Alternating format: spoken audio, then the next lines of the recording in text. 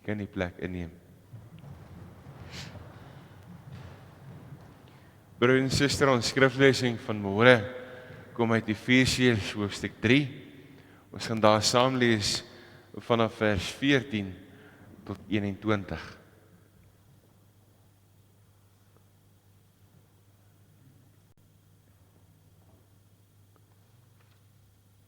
Voor ons lees, kom ons bid saam. Dankie Here dat ons die bewus kan wees van ons eie afhanklikheid van U. Dat ons kan weet, ons is hier op grond, Here, van U groot en heilige naam. Op grond van U werk. Dat U ons, Here, hier vergader, by mekaar maak, dat U ons onderhou, dat U ons beskerm, Here. En in die afhanklikheid, kom bid ons, breek U woord vir ons oop. Ons kom vra dit, Here, in U naam. Amen. So wat ek gesê het, ons lees Efesiërs hoofstuk 3, en ons lees daarvan vanaf vers 14 tot 21. Daarom kniel ek in gebed voor die Vader aan wie die hele gemeenskap van gelowiges in die hemel en op die aarde sy bestaan te danke het.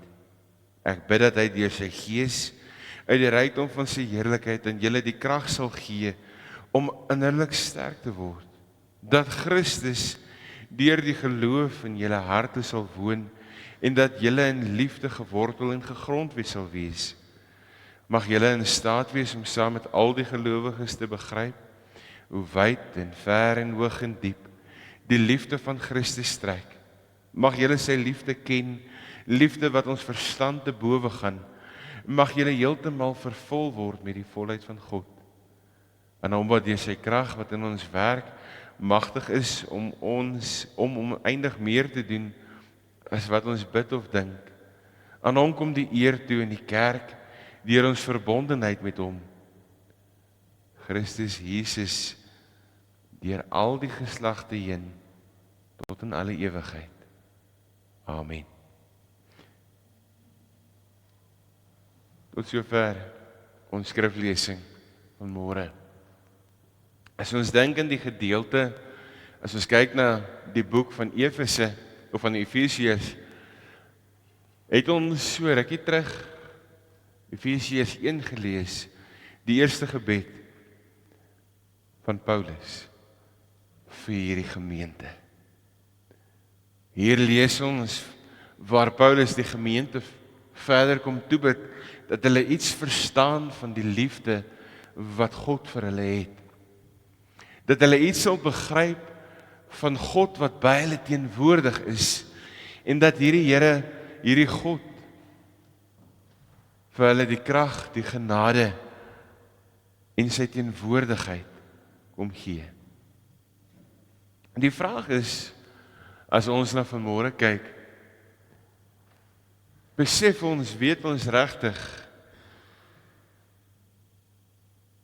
hoe lief die Here my en jou het. Ons hoor dit keer op keer, val op 'n as ons dink oor die geloofsbelijdenis, as ons dink oor die gedeeltes wat ons lees, die liefde wat God vir jou het.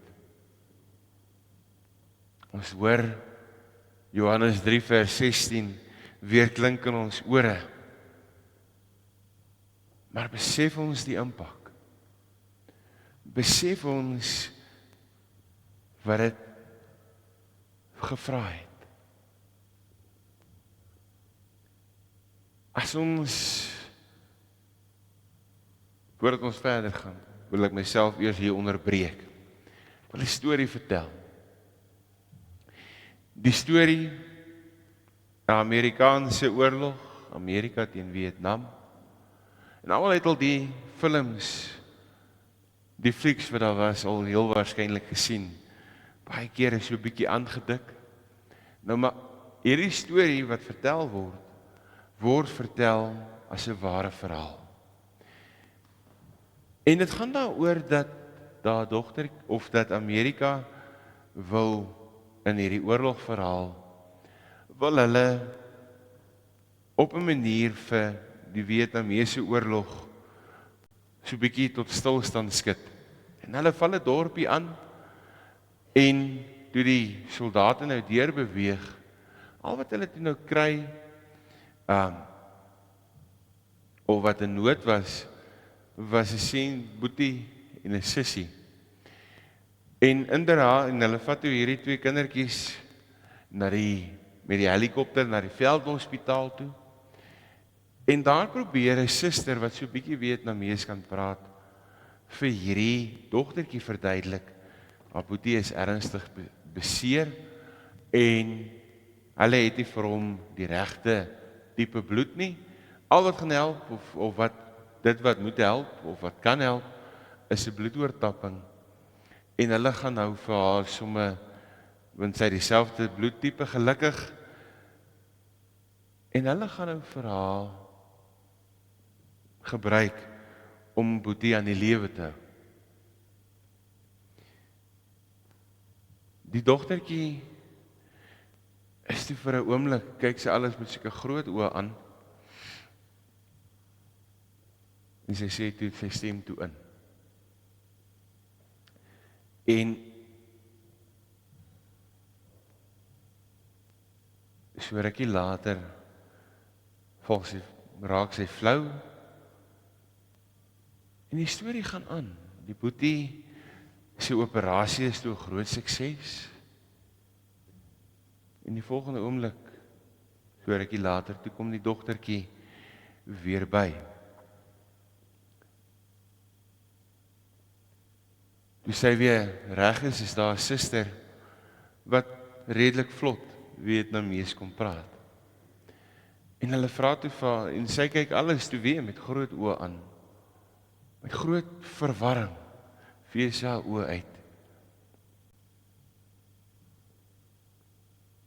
Sy wonder, maar hoe's ek hier? Want sy die suster wat met haar gepraat het die eerste keer.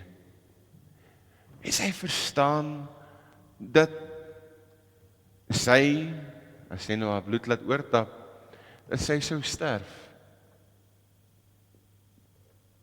Die wonder is dat sy bereid was om dit te doen. Dieselfde dogtertjie het groot geword en het 'n groot chirurg geword. As ons dink oor ons lewe, ons dink oor die liefde wat God vir my en jou het. Dis nie 'n liefde wat